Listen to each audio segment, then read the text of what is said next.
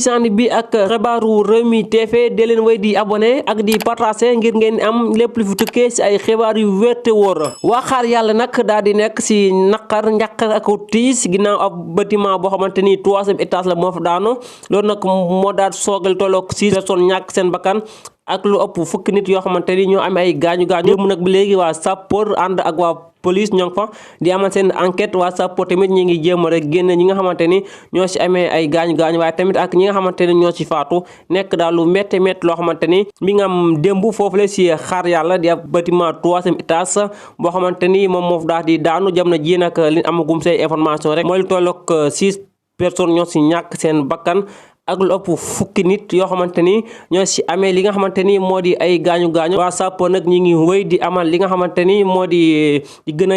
jeq ci suuf di génn ay néew ndax kat boobu la bâtiment nag ci information am dafa nekkoon bâtiment bu màgget lépp lu ci am ñu toppaat ko ci xibaar Rewmi daal leen ko indil mbokk yéen ñi nga xamante ni yéen ñu safoo saa su ne ak dañu bàyyi xel da leen wéy di abonné ngir ngeen di am lépp lu fi tukkee ci ay xibaar yu wér te wóor ci